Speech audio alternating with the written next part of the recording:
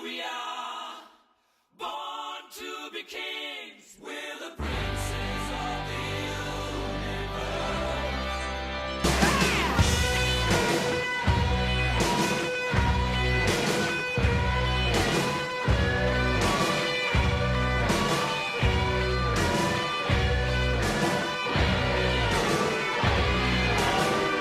Hello and welcome back to part 2 of the Highlander review / retrospective for brandxreviews.com. In part 1 we looked at Highlander 1 and 2, we looked at the versions that are available in the UK, so if you haven't seen that review I'd probably go back and just check that one. As I say, it's brandxreviews.com and all the videos are accessible there. So now what I'm going to do is pick up where I left off. Highlander 2 was released theatrically in 1991. 1 year later the TV series emerged. Highlander, obviously, the TV series. Now, it was a pretty good series for the most part. Like any other, it had its ups and its downs. It had some pretty silly and fairly bad comedy episodes, but I think most ones that I remember that I've seen were very good. It ran from 1992 to 1998. I remember Channel 3 used to show this in the UK, but it was kind of a mess how they broadcast it, so I only got to see a selection of them. Some were on Sky as well. But I have the DVD of Series 1 on Region 1 only, but you can get these on Region 2, but you have to get them imported, so if you get them online, they're usually about 120 odd quid. I ain't got them yet, it's one of my ambitions really to watch all these one day, but I think it would be a bit of a challenge really, because like I say, I've seen a lot of these from start to finish. I haven't seen all the episodes, but some of them, like I say, were very silly, so it'd be a lot to sit through really. Series 1 has got 22 episodes, and the series started with a pilot episode that actually had Connor MacLeod in it. Mac! Did you come to fight or talk? He's not gonna fight you, Duncan.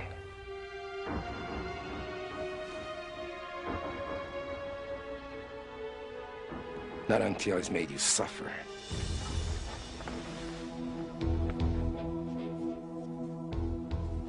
Until he's destroyed everything you love in this world. Until you don't know whether you want to live or die.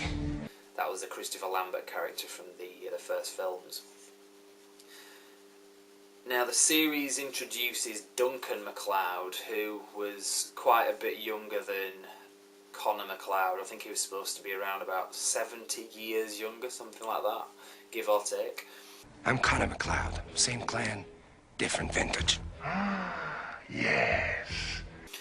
And similar origin story basically, so they kind of rehashed Connor's story so they could kind of fit it into this. Now, as I say, continuity with this film franchise is a major issue, but it's one of those things where you just kind of don't think about it too much, just kind of enjoy it, you know, as and when. It's a bit of a guilty pleasure in a lot of senses. So it's kind of difficult to see like how the films and the series kind of fit together. You know, is this set before Highlander 1? But you can go mental thinking about it. But like I say, it was a good entertaining series anyway. And Adrian Paul was very good as well. I did like his character, Duncan MacLeod. Now, not really much else can I say about that. As I say, it started out very good. There was another series that kind of span off from this, called Highlander the Raven, which I've seen bits of. It was like late 90s when it came out, and it had some of the characters from the TV series. It was really rubbish from what I saw. From what I understand, the fans don't like it very much, most of the fans. It was really silly. It was like all the rubbishy episodes that were in the TV series, kind of. It was like that kind of standard. And I don't think you can even buy it in the UK. You might have to get kind of an import like this. So if you're after getting this in the shops, I've never seen it on the shelves in any shops, so if you're going to get that version, I think you have to get it off like a website like Amazon or wherever, or just look it up on eBay or something. But there was a cartoon series as well which aired sometime in the mid-90s. It was a children's cartoon for the most part. Well, it was a children's cartoon. All the immortals took the oath, all except one who dominates the world. But soon an immortal will come to confront him. His name is Quentin MacLeod. He is the Highlander.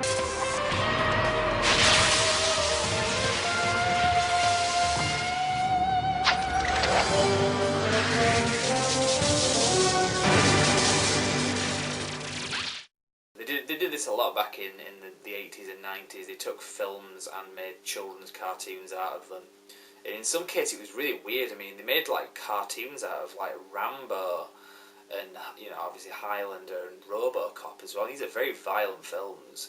I mean, don't get me wrong, I'd seen all these films as a child, so I can kind of see where they were coming from. It's kind of a weird thing to do if you think about it, but Highlander, they did that with this, and it was a bit silly. I remember it being on, but again, availability, I don't think you can buy them on DVD. You might be able to pick some of the old videotapes up. I know that they were released on videotape, or some of them were anyway, so I'm sure if you look them up you'll be able to get hold of them if you're desperate, but I don't own them, so I can't really review them. So that was the TV series anyway. Now the next thing to come out was in 1994. That was Highlander 3: The Sorcerer, as we call it in the UK.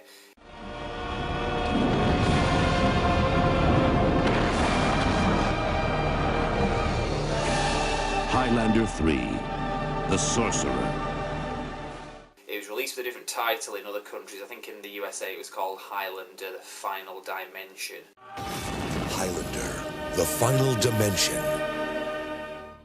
I don't understand why it was called that, because there's not really anything about dimensions in it. You know, it's like there is a sorcerer, and it's the British version. It's probably the most sensible title of the film. But again, it's got Connor MacLeod in it, played by Christopher Lambert. This one, kind of continuity-wise, does fit with the first one in a lot of ways, more than any of the other films fit together. That's my assessment of it anyway. The bad guy is played by Mario Van Peebles, and he is called Kane. And his character is pretty much like a black version of the Kurgan from the first film. He was the antagonist in the first film. He's very good. I do like Mario Van Peebles. He's a kind of stereotypical Highlander bad guy, basically. His name is Kane, the most feared and evil among us.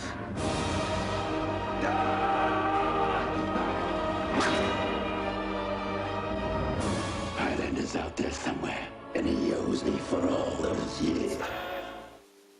Like I said, it's very good, and the DVD is very similar to the Highlander 2 one. If you've seen part 1 of this review, I kind of had a bit of a go about the DVD release, the British DVD release of the second film. It's very much the same with this. They were released by the same company, Entertainment in Video, and again, it's released in 4.3 aspect ratio, so that's square, which is pretty rubbish by today's standards. I mean, it might have been okay back in 2001 when it was released on DVD, but they need to update this really, or somebody does. I don't know if there is a version available out there. I haven't seen it. If I'm wrong, or if there is another version that's in full aspect ratio in the UK, let us know. Post comments on the YouTube channel or on the website brandxreviews.com. Now, extra features, again, like Highlander 2, is literally just play movie. You put the disc in, that's the only option you've got. There's no chapter selection, which is really bad. So, as I say, we could do with a better version. And it's not a bad film as well. I quite like Highlander 3. It's got its faults, don't get me wrong. I know all of these films have got their problems, but I do like Highlander 3, and it's definitely an improvement on Highlander 2. So that's pretty much all I have to say about Highlander 3 anyway. And that was the last film for Connor MacLeod, Christopher Lambert character, to appear in the film on his own. The next film that came out was in 2000, and this was called Highlander Endgame. This is another film similar to Highlander 2. It gets criticised quite a lot, but I do like this one. Now, what it did was it kind of bridged the film franchise and the TV franchise. They kind of put them together. They put the Connor MacLeod character from the film with Duncan MacLeod from the TV series. Now, the TV series had been off the air for about 2 years at this point. It was quite good for the film to pick up where the TV series left off, just by having the character in it. One of us has to die now, and you know it. Highlander Endgame. Now, as I said before, the TV series did have Connor MacLeod and Duncan MacLeod together, so you know it wasn't that far-fetched that they did this for the film, and it was good to see them together again. Now, I don't know quite how to look at this film, as to see it more of a sequel to the films or a film to follow on from the TV series, I'd say it was pretty much equal. That they gave the plot share and the screen time pretty much equal between Connor MacLeod and Duncan MacLeod. They got a lot of the original cast back from the TV series. Well, I'd say a lot, so maybe 2 or 3. They had the Watchers were in the films, that were in the TV series, were in this film. If you've seen the series, you'll know what that is.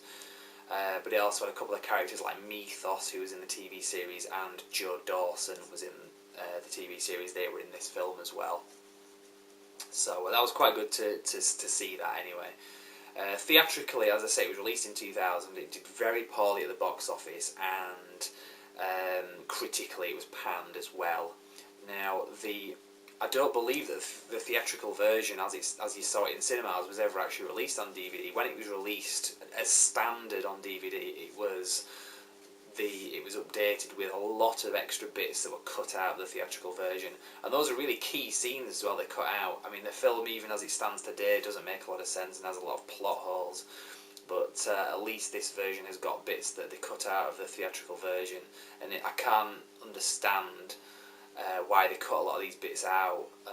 I mean, other than that they didn't know what they were doing and they thought, oh yeah, we want it to be like faster paced or whatever, but it was at the cost of any kind of logic and the film making sense. A couple of my own little gripes about this film, and it may seem a little bit petty, but if you look at Christopher Lambert's hair, it just looks ridiculous. I don't know what they were thinking. And also, he has aged quite considerably by this point. He looks actually older than he did in Highlander 2, when he had been made up by the makeup artists to make him look like an old man. But in this one, he actually looks older than he did in that. But that's kind of minor criticism, but the film really does make me cringe at some points with the continuity. If you just watch this next fight scene and observe what it is you're seeing specifically, you've got a bit of sword fighting going on, there's a few kind of throws, there's a kick, there's a flash, there's a punch to the face, there's a kick again, there's a slash across the front, and then a kind of uppercut, and it ends up on this catwalk. Now, cut to less than 60 seconds later, we see the exact same thing happen again. MacLeod drops his sword, and the guy kind of attacks him, and it just plays the same bit again. Just watch, you've got the sword fighting again, and it cuts to a kick, you've got a flash, you've got a punch to the face, you've got a slash, which is coming up there, and then you've got the uppercut again, and on the same catwalk again. So pretty bad, and it makes me cringe. This is the pretty much the uncut version. There are a few other versions available. I was in London about 5 years ago, and I saw a bootleg version of this. I probably should have bought it, to be honest, and I didn't. I kind of regretted it, because there's a lot of bits in the trailers that I've seen for this that aren't in the film, and they kind of don't even seem like they would fit in this film. Like they've got some kind of like magic angle that would probably be more appropriate in the third film about the Sorcerer. But bits like this, I mean, I don't know what's going on there, and there's like a bit where MacLeod does something to the bad guy with his sword, and he kind of cuts him in half or something. Just check it out. And what is that? I don't have no idea what that's about. I haven't seen that version of the film, so if anyone knows, as I say, if there's a version out there with all these bits in, feel free to post it on the forums, or let us know how we can get hold of that, because I would like to review that if it's out there anyway. So. Like I say, not a bad film anyway. Well, it is, isn't it? It's a guilty pleasure, like I say. I think I'm going to cut this off for now, and then we'll have to end part 2 and then pick up in part 3 with the next part of this anyway. Not much else to say about Highlander Endgame, so we will leave it there anyway for part 2. So pick up in part 3 anyway. If you want to go onto the YouTube channel, you can do so. It's Brand X Reviews, or you can go to brandxreviews.com. and you can access all the videos on there. So, as I say, we'll pick this up in part 3. Thank you very much.